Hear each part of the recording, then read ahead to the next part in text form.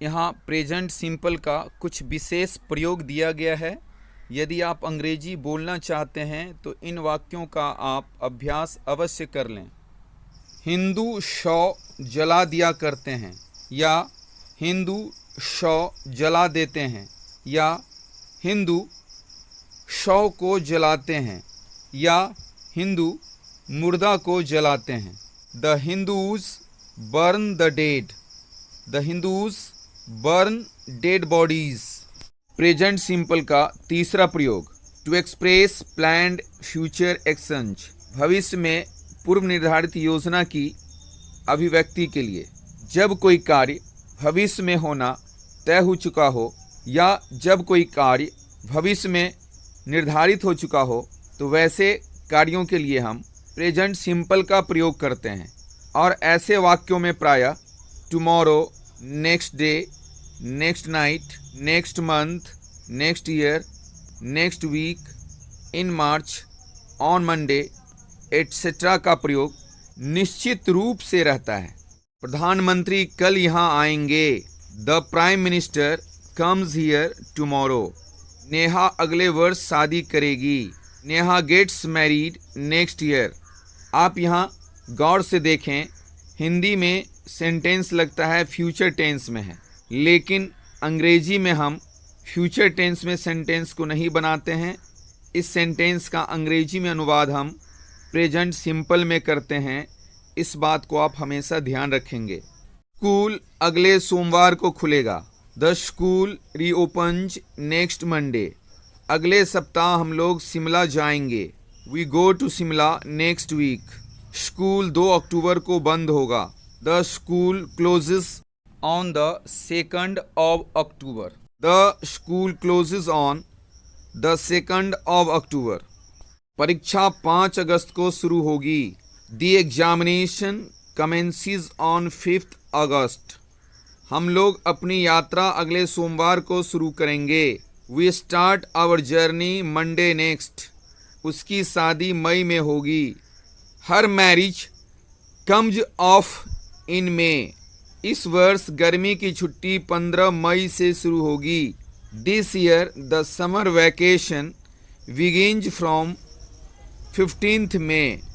वह अगले सोमवार को दिल्ली के लिए प्रस्थान करेगी। She leaves for Delhi next Monday. मेरा भाई कल लौटेगा। My brother returns tomorrow. उपर्युक्त वाक्यों में, ऊपर दिए गए वाक्यों में फ्यूचर टाइम बताने वाले एडवर्ब ऑफ टाइम का प्रयोग होता है।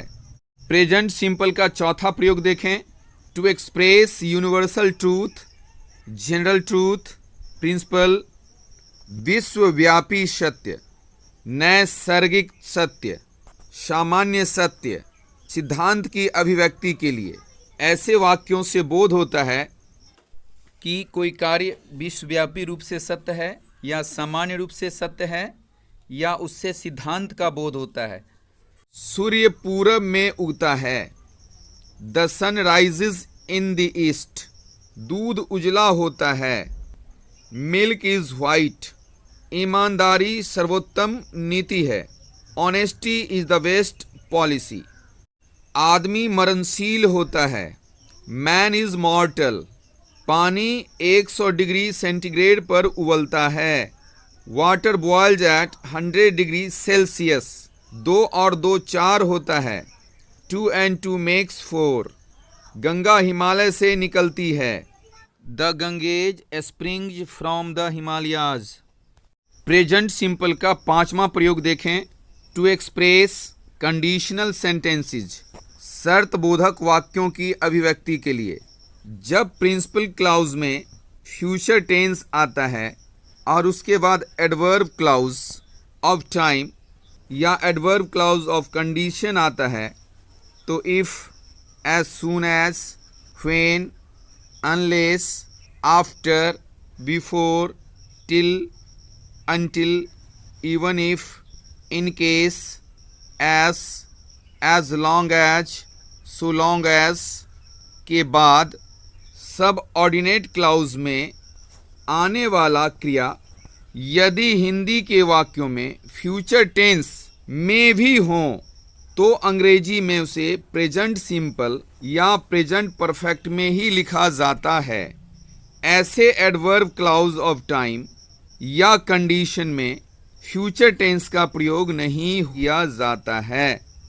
यदि तुम मुझे खून दोगे तो मैं तुम्हें आज़ादी दूंगा। If you give me blood I will give you freedom. अगर वह मुझसे मिलेगा तो मैं उससे बात करूंगा। If he meets me I shall talk to him. यदि वर्षा होगी तो आज मैं नहीं जाऊंगा। If it rains I shall not go today. जब तक वह नहीं आएगा मैं यहाँ ठहरूंगा। I shall stay here until he comes. I shall stay here till he comes. जब गर्मी बढ़ेगी तो बर्फ पिघलेगी। When it gets warmer, snow will melt. When the heat rises, the snow will melt. यदि तुम कठिन मेहनत नहीं करोगे तो परीक्षा पास नहीं करोगे। If you don't labor hard, you won't pass the examination. जब तक मेरी माँ जीवित रहेगी मुझे कोई तकलीफ नहीं होगी। As long as my mother is alive, I will have no trouble. So long as my mother is alive, I will have no trouble. Mohan आएगा उसके पहले ही मैं पत्र लिख लूँगा। मोहन के आने से पहले ही मैं पत्र लिख लूँगा। I will write the letter before Mohan comes. मेरा भाई आएगा उसके बाद मैं भोजन करूँगा। अपने भाई के आने के बाद मैं भोजन करूँगा। I will have my dinner after my brother comes. पिताजी ज्यों ही आएंगे मैं दिल्ली प्रस्थान कर जाऊँगा। I will start for Delhi as soon as father comes. जब तक वह अस्वस्थ रहेगा तब तक वह कोई काम नहीं करेगा। He will not work as long as he is unhealthy. जब तक तुम कंप्यूटर नहीं सीखोगे तब तक तुम्हें नौकरी नहीं मिलेगी। You shall not get a job unless you learn computer. अगर तुम उच्च न्यायालय में मुकदमा दायर करोगे तो तुम्हें न्याय मिल जाएगा। If you shall get justice in case you file a case in the high court. यदि वह मुझे पैसे नहीं देगा तो मैं उसकी मदद नहीं करूँगा। I will not help him unless he gives me money. वह मुझे फ़ोन करेगा जो ही वह दिल्ली पहुँचेगा। He will ring me up as soon as he reaches Delhi. जब तक मैं लौट कर नहीं आऊँगा वह मेरा इंतज़ार करेगी। She will wait for me until I return.